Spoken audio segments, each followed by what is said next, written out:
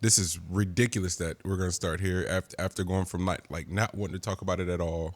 Well, we probably should have talked about it off mic first. 6ix9ine, are you guys opposed to having that conversation at all? I mean, go for it. You don't care to though.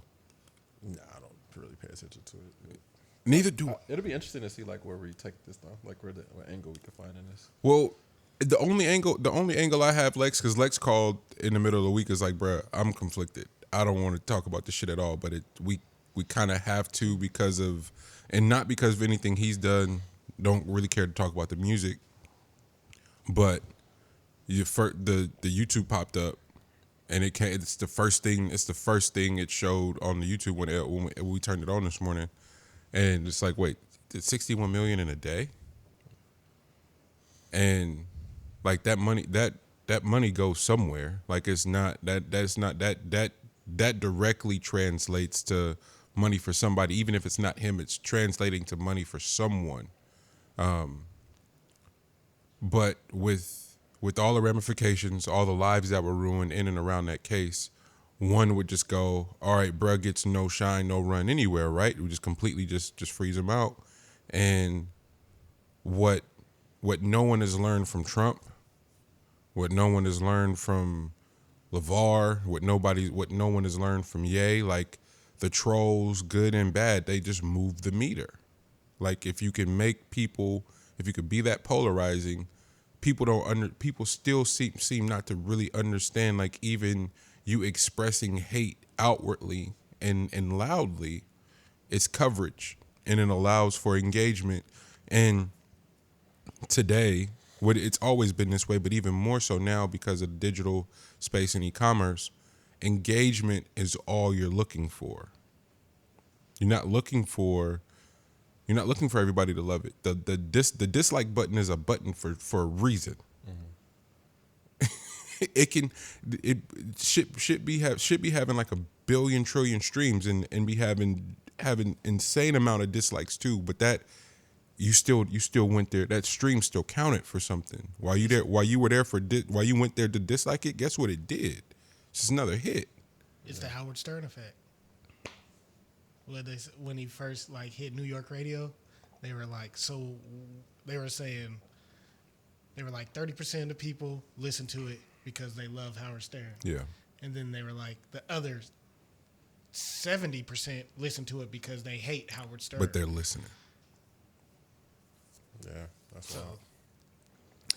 So the question. So we went from like, yo, I don't want to talk about this shit at all, and like kind of standing on this. At least for me, I'm gonna speak for myself. What I went through this week was like, oh man, like wanting to have this moral stance on the strength of the culture. And I'm trying to, when that feeling arises, because it's such a normal thing that I do, G. Immediately I try to stand on like this, like I don't know where it's coming from, but it's just something I try. It's my instinct. Mm-hmm.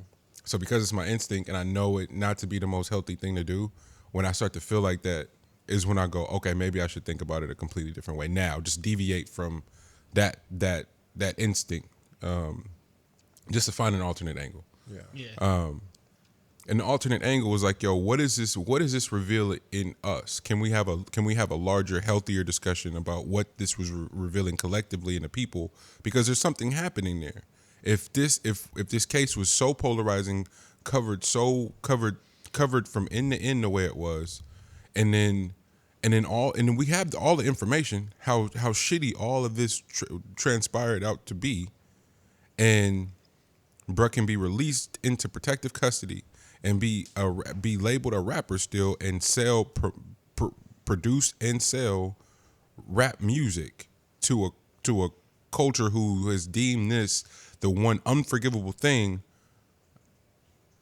This is completely undoing and everything this shit is supposed to stand on. And that's what 50 was trying to explain to everyone. This is what, believe it or not, this is the same shit we said in years ago, like a year ago, talking about this. Is like, yo, we called this specifically. He's gonna get busted. He's going to tell, and then he's gonna get out and be able to sell music still. and remember getting killed for that shit. And it's like, it's gonna reveal something about us because we just can't say no. Yeah. We just can't say no. And when we think we're like this and something, like Meek jumps out the window and says all these things. And granted, he's saying the right thing, but not understanding, bruh can leverage all of that to just more coverage. Snoop, you using your platform to give something more shine. There's a ton of shit out here that you could talk about, using them to specifically because of how big they are. And then now we go to the publications, Hip Hop DX, Hot 97, Breakfast Club, like all Elliot Wilson, all of these big platforms, Queen's Flip, No Jumper, all of these massive platforms that move the meter, Vlad, in order to stay at the top as far as like in having to compete trending wise, they could not be caught not having the conversation that was moving the meter so much. They had to have it, and Brez able to leverage it. So here we are, and now it's like, well, Monty, y'all talking about the show? Fuck, man. How can you not? How can you not? And I don't know. So Part of me, go ahead. no, finish your thought. Part of me wanted to be like, fuck that. We're not gonna be a part of that. But I feel like we gotta have a discussion on what this is revealing about us on a Sunday on Mother's Day. This is what's commanding the conversation. It feels shitty. It feels really, really shitty. Like when I called you to have the conversation, I had to do the same thing you did and step back and look at it from a whole nother view. Because, like you said, it's really up to the people if this kid still blows up after he comes out and we know he told. And they chose to have him blow up, let alone it was the perfect storm. Everybody's stuck in the house. He's going to say entertaining shit. The masses want to be entertained. And then it goes to Is he really saying anything though? That's the part. Like, it doesn't. Nowadays, you don't have to say anything. As long as you talking and some way people find it entertaining, they're going to watch it. And then, like you said, the whole story behind it. And then the other thing that hit me with was, as much as we like to think that this is our culture, this to me kind of showed like, is it? is it really? That was my take on it. Just like, isn't that the sacrifice of hip hop being the number one genre?